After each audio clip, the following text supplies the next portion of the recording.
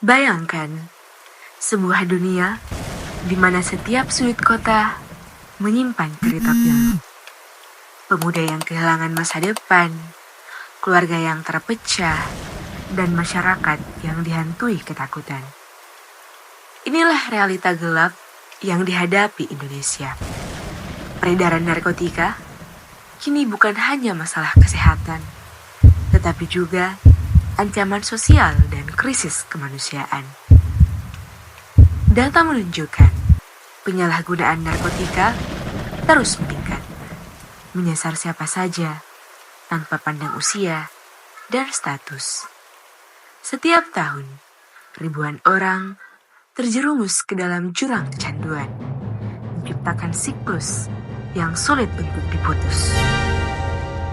Tak hanya itu, peredaran narkotika telah menjadi kejahatan transnasional. Sindikat besar beroperasi di balik layar, memanfaatkan teknologi canggih dan jaringan luas untuk memasukkan zat-zat mematikan ini ke wilayah kita. Dari pabrik ilegal di luar negeri hingga tangan-tangan kecil di jalanan, jalur distribusi gelap ini tak hanya merusak kehidupan individu, tetapi juga menggerogoti tatanan masyarakat. Dampaknya begitu nyata.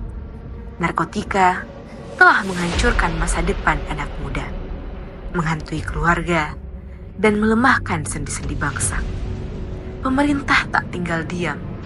Dengan langkah tegas, Undang-Undang Nomor 35 Tahun 2009 dan Permenkes Nomor 5 Tahun 2023 tentang narkotika hadir untuk melawan ancaman ini.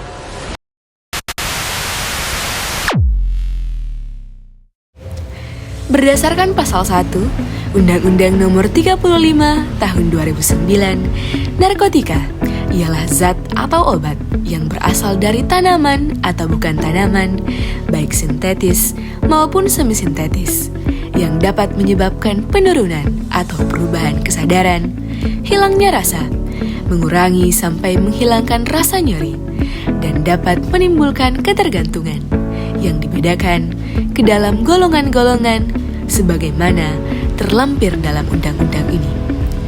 Pasal 3 dan Pasal 4 undang-undang ini menegaskan tujuan besar regulasi narkotika, yakni menjamin ketersediaan narkotika untuk kesehatan dan penelitian, melindungi masyarakat dari penyalahgunaan, memberikan akses rehabilitasi medis dan sosial bagi para pecandu, serta memberantas peredaran gelap narkotika. Contohnya morfin, narkotika golongan 2 yang sangat dibutuhkan untuk pasien kanker stadium akhir. Tapi penggunaannya harus tetap dipantau ketat oleh apotek atau rumah sakit, sesuai aturan dalam pasal 14 undang-undang ini.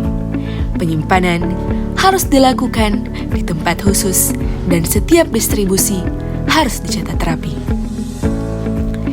Distribusi narkotika diatur secara ketat sesuai pasal 35 Undang-Undang Nomor 35 Tahun 2009. Peredaran narkotika hanya untuk kepentingan pelayanan kesehatan atau pengembangan ilmu pengetahuan.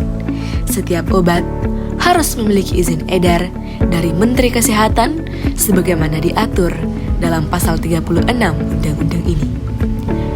Untuk memastikan pengolahan yang aman, hadir Permenkes Nomor 5 Tahun 2023. Peraturan ini mengatur detail teknis seperti perencanaan kebutuhan tahunan narkotika yang wajib dilakukan setiap fasilitas kesehatan.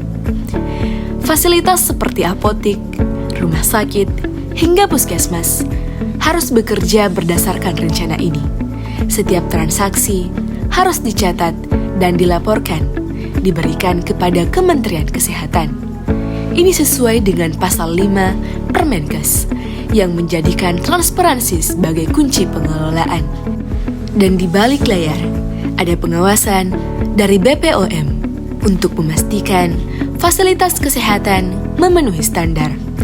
Seperti tercantum dalam pasal 10 Peraturan Badan Pengawas Obat dan Makanan Nomor 24 Tahun 2021. bahwa dalam rangka pengawasan terhadap pengolahan obat, bahan obat, narkotika, psikotropika, dan prekursor farmasi, BPOM melakukan pemantauan, pemberian bimbingan teknis, dan pembinaan terhadap fasilitas pelayanan kefarmasian. Lalu, bagaimana jika terjadi penyalahgunaan di fasilitas kesehatan? Untuk menimbulkan efek jera terhadap pelaku, maka diatur mengenai pemberatan sanksi pidana, baik dalam bentuk pidana minimum khusus, pidana penjara 20 tahun, pidana penjara seumur hidup, maupun pidana mati. Ancaman narkotika memang nyata, tapi kita tak pernah berdiri sendiri.